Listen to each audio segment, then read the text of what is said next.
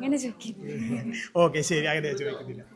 Statement questions ആയിരുന്നു കൂടുതൽ, അതെല്ലാത്തിനും അടുത്ത് വന്നിട്ടുണ്ടായിരുന്നു. കോൺസ്റ്റിറ്റ്യൂഷൻ ഭാഗമാണ് എക്സ്പെക്ട് ചെയ്തത്, പക്ഷെ അതിൽ നിന്ന് കുറവായിരുന്നു. ഹായ് ഓൾ, പുതിയൊരു വീഡിയോയിലേക്ക് എല്ലാവർക്കും സ്വാഗതം.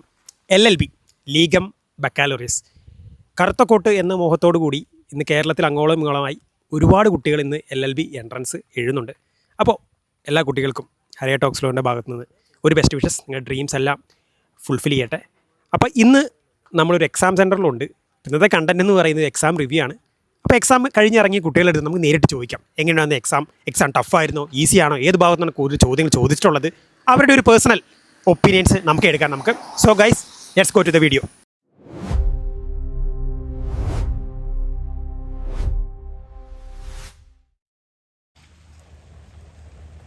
അപ്പം നമ്മുടെ ഇപ്പം 5 ഇയർ എൻട്രൻസ് എഴുതിയ നവനീത് ഉണ്ട്. നമുക്ക് നവനീതയുടെ ചോദിക്കാം, എത്ര ക്വസ്റ്റ്യൻസ് അറ്റൻഡ് ചെയ്തു? 102 അറ്റൻഡ് ചെയ്തു. എത്രയാണ് കറക്റ്റ് ആൻസർ പ്രതീക്ഷിക്കേണ്ടതിൽ? ഒരു 70 എങ്കിലും പ്രതീക്ഷിക്കുന്നത്. അപ്പോൾ എന്തായാലും വിചാരിച്ച, അതായത് നമ്മൾ പ്രിപ്പറേഷൻ സമയത്ത് നമ്മൾ എക്സാം എഴുതാൻ പോകുമ്പോൾ നമ്മുടെ മൈൻഡിലുണ്ടാവുമല്ലോ പരീക്ഷ ഇങ്ങനെ ആയിരിക്കും, അങ്ങനെ വിചാരിച്ച പോലെ രീതിയിലായിരുന്നു പരീക്ഷ ഉണ്ടായിരുന്നു? ഞാൻ കുറച്ചുകൂടി ടഫാണ് പ്രതീക്ഷിച്ചത്, പക്ഷെ അത്യാവശ്യം നോർമലായിട്ട് വന്നിട്ടുണ്ട്. ഏത് എഴുതിയിൽ വെച്ച് ഏതായിട്ട് എളുപ്പമായിട്ട് തോന്നി? ഏത് ലീഗലാണോ, GK ആണോ, അതോ മാത്സ് ആണോ? മാത്സും ലീഗലും കുഴപ്പമില്ലാണ്ട്. ലീഗൽ ഏത് ഭാഗത്ത് കൂടുതൽ ചോദ്യങ്ങൾ വന്നിട്ടുണ്ടായിരുന്നത്? ലീഗല് നോർമലി കുറച്ച് മാക്സിംസ് വന്നിട്ടുണ്ടായിരുന്നു, പിന്നെ കോൺസ്റ്റിറ്റ്യൂഷൻ അധികം കുറവായിരുന്നു, എന്നാലും 4 ക്വസ്റ്റ്യൻസ് ഒക്കെ ഉണ്ടായിരുന്നു. എന്തുകൊണ്ട് ഈ ഒരു ലീഗൽ പ്രൊഫഷൻ LLB എന്ന് പറയുന്ന പ്രൊഫഷൻ തിരഞ്ഞെടുക്കാനുള്ള റീസൺ എന്തുകൊണ്ട്? റീസൺ എന്ന് പറഞ്ഞാൽ എനിക്ക് താല്പര്യം തോന്നി, ഒരു ടൈം കഴിഞ്ഞപ്പോൾ ഒടുങ്ങി ഇതിൽ പോകണമെന്നായിരുന്നു. അങ്ങനെ പിന്നെ എനിക്ക് തിരിഞ്ഞു. പ്രത്യേകിച്ച് റീസൺ ഒന്നുമില്ല, പ്രത്യേകിച്ച് ഇൻഫ്ലുവൻസ് അങ്ങനെയൊന്നും ഇല്ല. എനിക്ക് തോന്നി, എനിക്കിത് പഠിക്കണം തോന്നി. ഇത് എഴുതി ക്രാക്ക് ചെയ്യണേ എവിടെ പഠിക്കണം ആഗ്രഹം? എനിക്ക് ഒന്നില്ലെങ്കിൽ തൃശ്ശൂർ തന്നെ പഠിക്കാനാണ് താല്പര്യം. എവിടെയും. Thank you so much. Hi guys, അപ്പോൾ നമ്മുടെ ഇപ്പം 3 ഇയർ LLB എൻട്രൻസ് എഴുതി കഴിഞ്ഞാൽ ശിഖ നമ്മുടെ ഒപ്പം. നമുക്ക് ശിഖയുടെ അടുത്ത് ചോദിക്കാം, എക്സാം എങ്ങനെയായിരുന്നു? എക്സാം കുഴപ്പമില്ല. ലീഗൽ പാർട്ടിലൊക്കെ കുറച്ച് എക്സ്പെക്ട് ചെയ്തതിനൊക്കെ അപ്പുറത്തുനിന്ന് ക്വസ്റ്റ്യൻസ് വന്നിട്ടുണ്ട്. ലീഗൽ ഭാഗത്ത് നിന്ന് ഏത് ഭാഗത്ത് നിന്ന് കൂടുതൽ ചോദ്യങ്ങൾ ചോദിച്ചിട്ടുണ്ട്? കൂടുതൽ കോൺസ്റ്റിറ്റ്യൂഷൻ ഭാഗമാണ് എക്സ്പെക്ട് ചെയ്തത്, പക്ഷെ അതിൽ നിന്ന് കുറവായിരുന്നുണ്ട്. ഇവിടെ ക്രൈംസ് ആണ്, മറ്റേ BNS ആണ് ചോദിച്ചത്? BNS എന്നല്ല, ടോർട്ട് ആണോ കോൺട്രാക്ട് ആണോ, ഇവിടെ നിന്നാണ് കൂടുതൽ ചോദ്യങ്ങൾ വന്നിട്ടുള്ളത്? ടോർട്ട് ഉണ്ടായിരുന്നു, കോൺട്രാക്ട് ഭാഗത്തുനിന്ന് കുറവായിരുന്നു. ലീഗൽ ടേംസ്, ലീഗൽ GK ഭാഗത്തുനിന്ന് ചോദ്യങ്ങളുണ്ടായിരുന്നു? GK ഭാഗത്തുനിന്നുണ്ടായിരുന്നു, ടേംസ് അങ്ങനെ കുറവായിരുന്നു. എക്സാം പൊതുവെ ടഫാണോ അതോ ഈസി ആണോ, എങ്ങനെയാണ് ഒരു എക്സാമിൻ്റെ ഒരു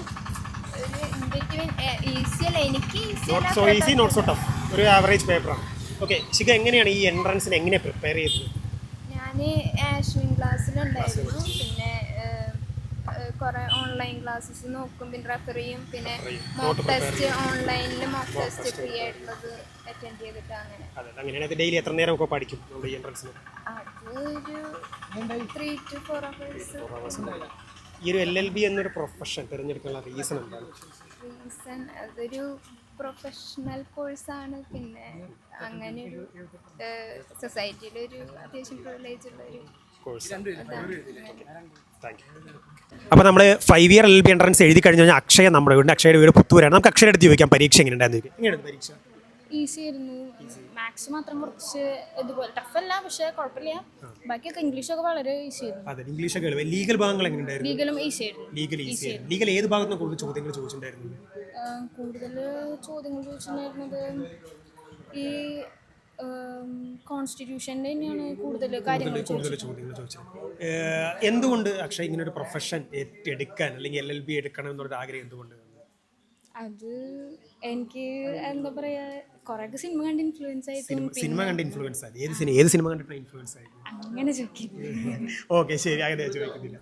സിനിമ കണ്ട് ഇൻഫ്ലുവൻസ് ആയി. പിന്നെ എൻ്റെ ഒരു ചേച്ചി ലോയറാ. അപ്പോൾ അത് LLB എടുത്തു കഴിഞ്ഞ് എന്താണ്, ലോയറായി പ്രാക്ടീസ് ചെയ്യാനാണോ അതോ ജഡ്ജ് ആവാനാണോ, എന്താണ് പ്ലാൻ? ലോയറായി പ്രാക്ടീസ് ചെയ്യാൻ.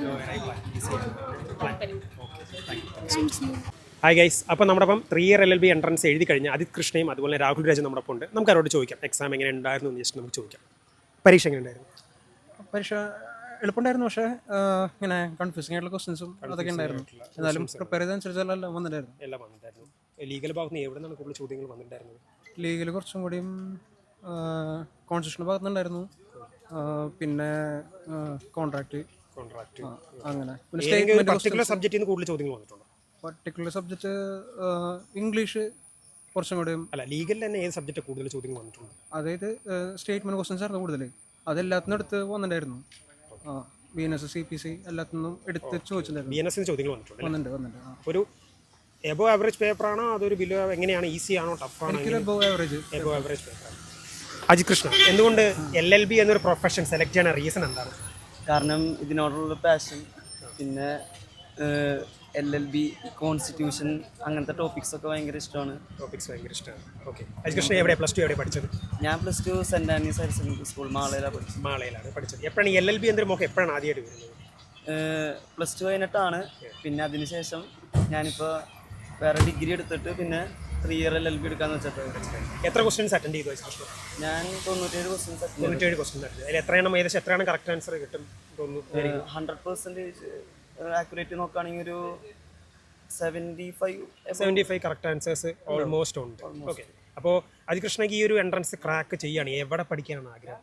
എനിക്ക് ഗവൺമെൻറ് ലോ കോളേജ് തൃശ്ശൂർ പഠിക്കാനാണ് ആഗ്രഹം. അപ്പോൾ best wishes.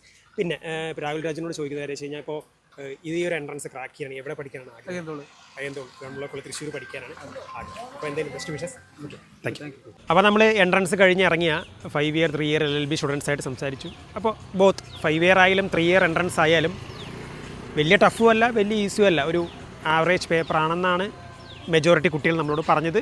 So fingers crossed, എന്തായാലും നമുക്ക് ഇനിയിപ്പോൾ റിസൾട്ടിന് വേണ്ടി വെയിറ്റ് ചെയ്യാം. അപ്പോൾ ഇപ്പോഴത്തെ അപ്ഡേറ്റ് എന്താ വെച്ച് കഴിഞ്ഞാൽ നമ്മുടെ എൻട്രൻസ് കമ്മീഷണർ 3 ഇയർ 5 ഇയറിൻ്റെ പ്രൊവിഷണൽ ആൻസർ കീ എന്ത് ചെയ്യുന്നുണ്ട്, റിലീസ് ചെയ്തിട്ടുണ്ട്.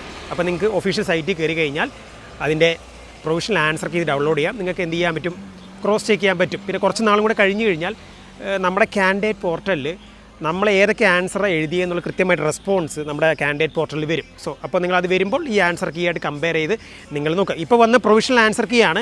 ഇതിൽ നിങ്ങൾക്ക് എന്തെങ്കിലും ആൻസർ കീയിൽ എന്തെങ്കിലും ഡിസ്പ്യൂട്ടോ കാര്യങ്ങളൊക്കെ ഉണ്ടെങ്കിൽ നിങ്ങൾക്ക് എന്ത് ചെയ്യാൻ പറ്റും, നിങ്ങൾക്കത് എൻട്രൻസ് കമ്മീഷണർക്ക് എന്ത് ചെയ്യുക, അയക്കാനുള്ള പ്രൊസീജിയറും കാര്യങ്ങളെല്ലാം നോട്ടിഫിക്കേഷൻ വന്നിട്ട്. അപ്പോൾ പ്രൊവിഷണൽ ആൻസർ കീയും അതുപോലെ തന്നെ ആ നോട്ടിഫിക്കേഷൻ കാര്യങ്ങളൊക്കെ നമ്മുടെ ടെലഗ്രാം ചാനലിൽ ഞാൻ അപ്ലോഡ് ചെയ്തിട്ടുണ്ട്. ലിങ്കും കാര്യങ്ങളൊക്കെ ഡിസ്ക്രിപ്ഷനിൽ കൊടുത്തിട്ടുണ്ട്. സോ കഴിഞ്ഞ ഒരുപാട് നാൾ ചിലരൊക്കെ 1 വർഷമായിട്ട് റിപ്പീറ്റ് ചെയ്ത് ഈ ഒരു ആഗ്രഹത്തിന് വേണ്ടി ഇരിക്കുന്നു. ചിലർ 4-5 മാസമൊക്കെ ആയിട്ട് ക്രാഷൊക്കെ പഠിച്ച് ഇത് പ്രിപ്പയർ ചെയ്യുന്നു.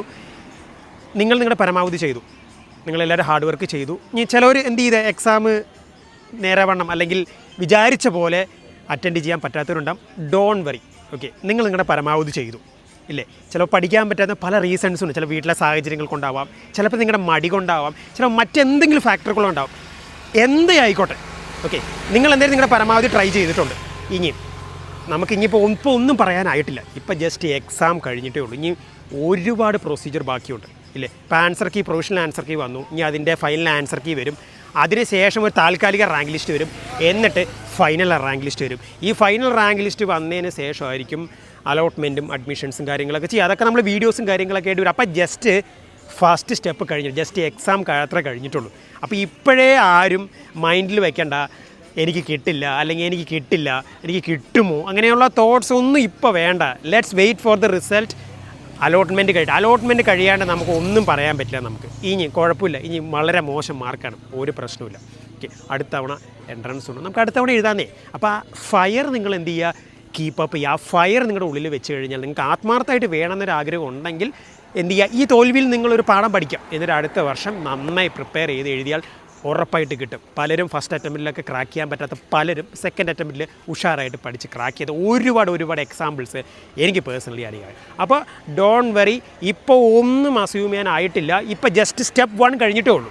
അപ്പോൾ ഇപ്പോൾ അനാവശ്യമായിട്ട് ഓവർ തിങ്ക് ചെയ്ത് അനാവശ്യമായിട്ട് മൂഡ് ഓഫ് ആയി ഇരിക്കേണ്ട ആവശ്യമൊന്നുമില്ല.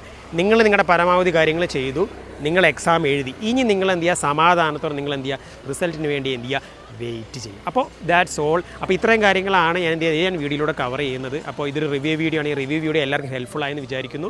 കൂടുതൽ കണ്ടൻറ്റും കാര്യങ്ങളൊക്കെ ആയി വരുന്നുണ്ട് നമ്മൾ. അപ്പോൾ നമ്മൾ ഇതോടെ നമ്മുടെ പരിപാടികളൊന്നും കഴിഞ്ഞിട്ടില്ല. ഇനിയിപ്പോൾ അഡ്മിഷനും അതുപോലെ തന്നെ അലോട്ട്മെൻറ്റിനെ പറ്റിയുള്ള വീഡിയോസും കാര്യങ്ങളൊക്കെ ആയിട്ട് നമ്മൾ വരുന്നുണ്ട്. അപ്പോൾ ഈ കണ്ടൻറ്റൊക്കെ ഹെൽപ്ഫുള്ളായി ഉറപ്പായിട്ട് സപ്പോർട്ട് ചെയ്യുക, ലൈക്ക് ചെയ്യുക, സബ്സ്ക്രൈബ് ചെയ്യുക, ഫ്രണ്ട്സിനെ അയക്കുക. Guys, thank you, best wishes.